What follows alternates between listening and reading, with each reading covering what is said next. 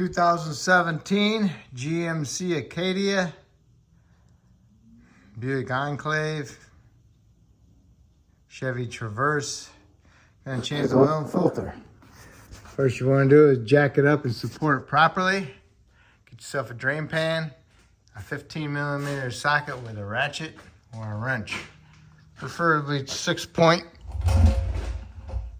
And you want to remove the drain plug. You want to loosen this up, and you want to remove that and have your drain pan down below ready to catch your oil. And see how it goes. See if I can hit it from here.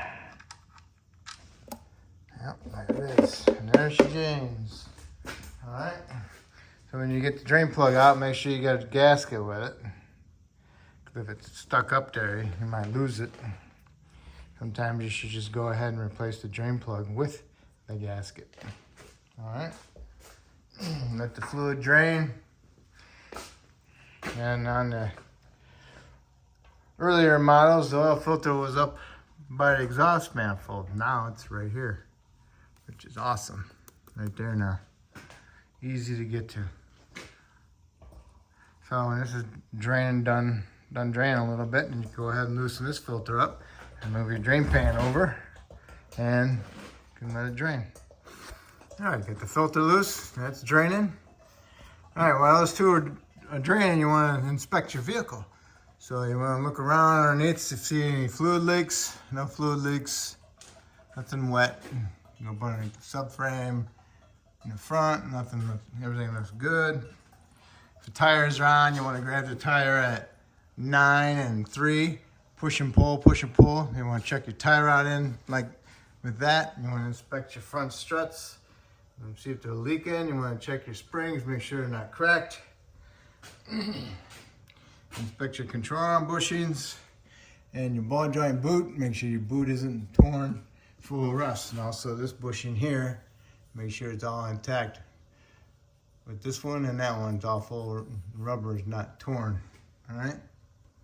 So everything looks good there. If you got it up high enough, you just want to follow it to the back and inspect the back the same. So you inspect your springs, make sure they're not broke. This one has rear shocks, make sure they're not leaking. Same thing at the other side. Inspect your brake calipers, make sure they're not wet, collecting dirt. If they're leaking, they'll collect dirt. All right, so that's about it. So now you're done with the underneath inspection. Now you can go ahead and replace your filter and put the drain plug in. And you want to tighten your drain plug. Put your drain plug in, tighten it, torque it to 18 foot-pounds. Got your oil filter off. Make sure there's no O-ring stuck up there. Make sure it's on the bottom of the old filter or in your pan.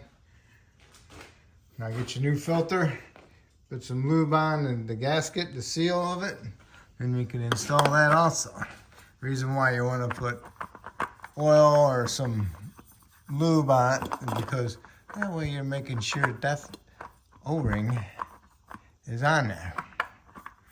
Now get that on there. Go ahead, tighten it up best you can get it.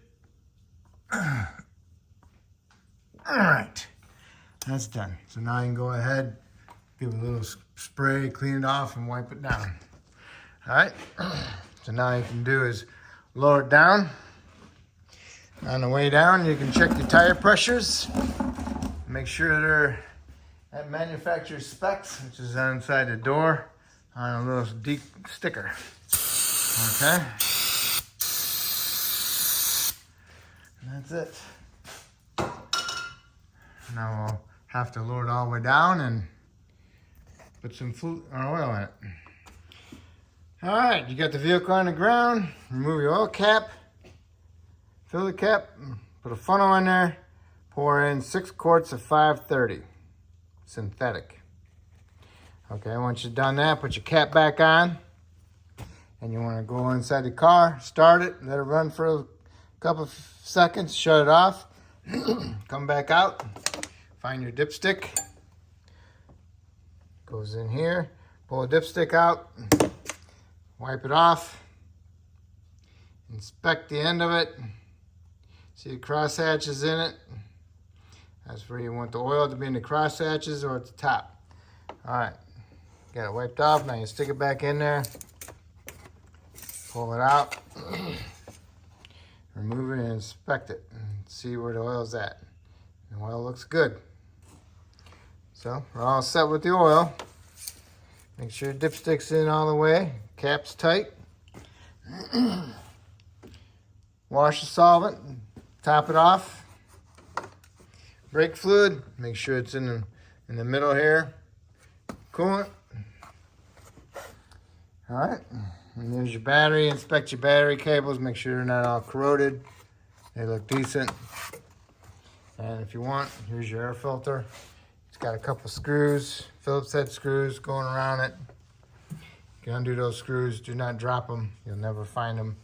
Pick this part up, lift it up, pull the filter out. All right? So we're done underneath the hood. The next you need to do is put an oil change reminder sticker on your windshield and reset your oil light, and that will complete your oil change.